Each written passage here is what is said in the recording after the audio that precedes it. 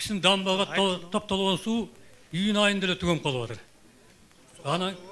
Анан кийин суу жок болуп калат да, огороддор куурап калып атыр.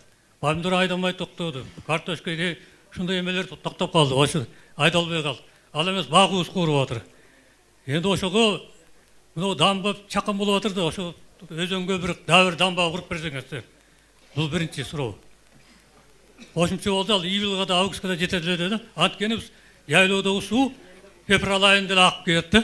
Саймен агып атты, пайда жок болуп калып атыр. Кереги жок убакта эйт да, февраль март айында саймен агып алып Казакстанга кетип калып атыр. Ушул сууду бир дамба куруп туруп, Мемет берсе ушул июль августка жетет эле да, айыл ичи кууруп атыр. Даже малды каламкага сугарып калып атырбыз. Ушу маселе болот, бизде эчтеке болбой калып атпайбы?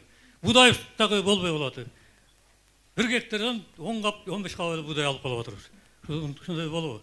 Бедени бир эле чабып калып атырбыз. Жаз кыйма менен бир чабып калабыз болду. А покровкада 4 чабып, 5-чим көп болуп атыр. А бизде бир эле чабып калабыз болду, куурап калат. Анан чөптү биз ушак покровкадан, Пушкинден, Богословкадан сатып алып атыр. Мына февраль март айларында сатып алып, ушун кыйналып атыр эл. Эми чындыгында кыйын, мал багыш кыйын, чөп алыш кыйын, силерге суу маселеси оор болгондуктан айыл өкмөт өкүбүз жыйында ушундай убада бергенбиз.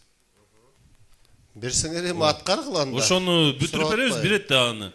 Бул киши ал жыйында жок окшойт чагымда. Аксакалдары, аралдык туугандар баары эле билишет. Аксакал, анда сиз деген мына Аким мырзага кайрыласыз.